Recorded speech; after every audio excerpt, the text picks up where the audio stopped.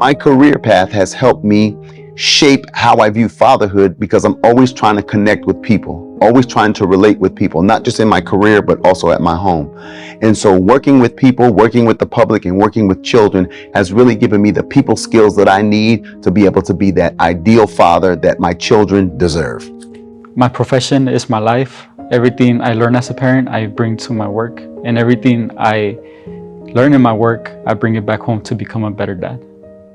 I take my job very seriously because I know the importance of not having a dad and what kind of impact that can have on a child. So I take pride in that, and part of my responsibility is to help groom that athlete for going into the real world, and more than anything, being secure within self.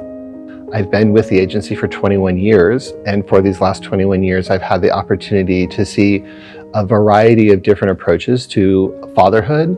And what that has meant to me is it allowed me the opportunity to reflect back on my experience as a father, and to recognize that there is no right or wrong way to be that male representative in a family.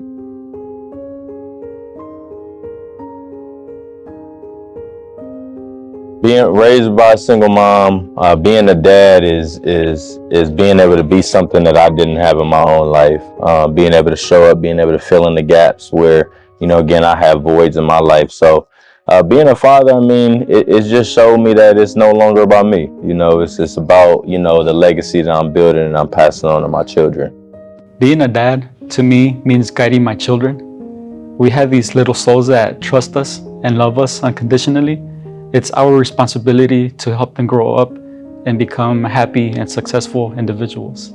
Looking back at what it meant to be a dad, and now a grandpa, it's the most rewarding experience ever. It's the opportunity to see how my interactions can affect and mold another member of society. And we just hope that what we're doing in our day-to-day activities and the way we communicate and the way that we interact, that little being is going to become an amazing representation of our culture, of our family, of the way that we hope to be perceived in this community as a viable and functional contributor to an amazing experience of life.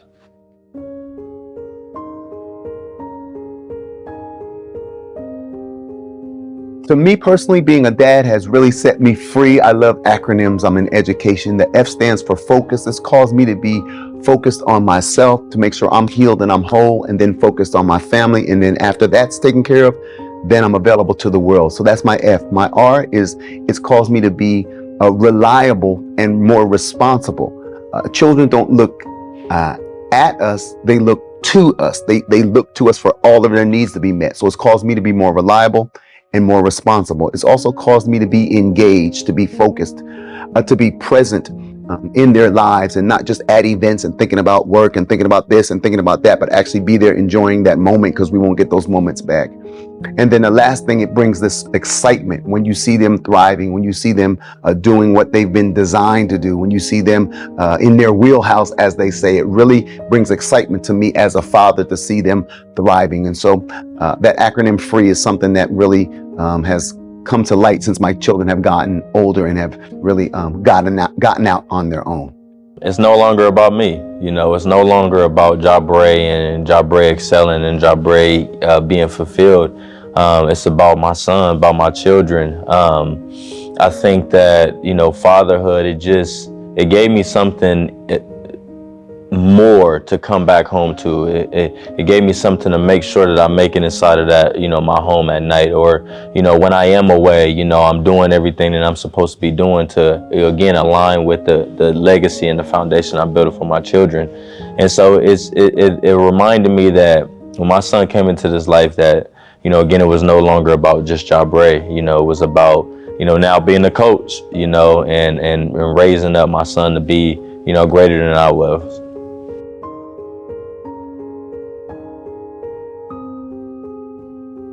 You see, I think time flies so fast that you blink and they're They went from a newborn to taking their first steps. They blink again and they're going to their first day of school. And you blink one more time and they're getting ready for high school.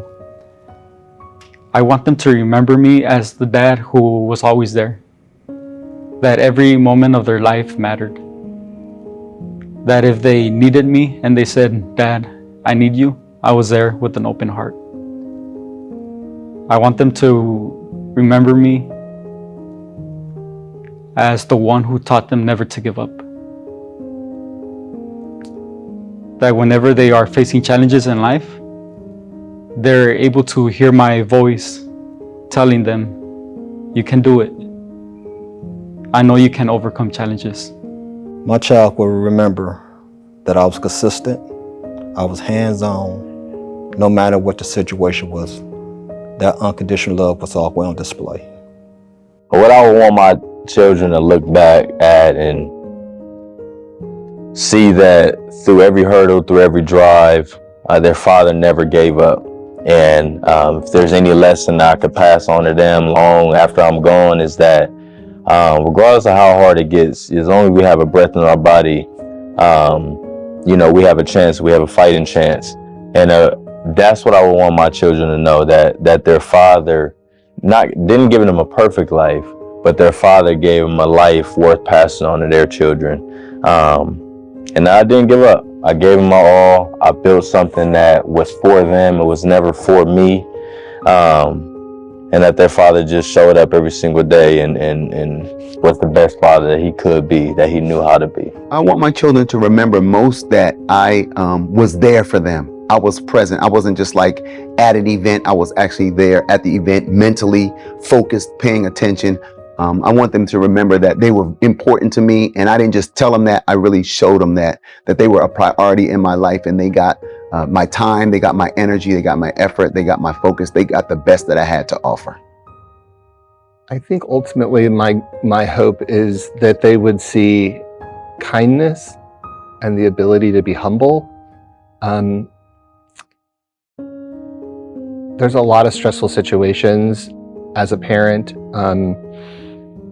A lot of situations where you're in a stressful environment where you're unable to think before acting, and you have to be reactionary, whether it's a child getting in trouble or doing something wrong or providing bad news, but to be able to pause and intentionally respond to the best of your ability, that displays empathy and kindness. It's not easy to do, and there were times when I wasn't able to do that. But I think when they look back at me and talk about the way that we have interacted their entire lives together, love, kindness, and humility were always at the forefront.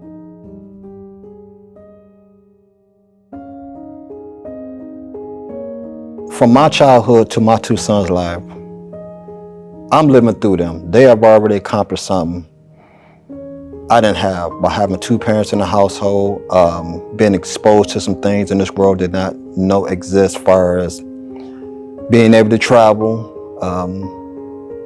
having a male figure that they look up to, who they can consider a role model that they do know. Presence, being present. I think that, affection, little things like this was something that, my mom raised 8 kids by herself. She couldn't do every single day. And so I think that the biggest thing that I didn't have back then, a big gap and void in my life, was just that male presence. And I think that for young boys, for young, girls, that's key, that's vital, you need it. And so I think that what I'm already giving my child in the 1 year that he's been on this earth, I feel like it's already more than I had in my whole life. And so I think just every single day, just building on that, prioritizing him, my family, but just being present. I think that that's the biggest thing.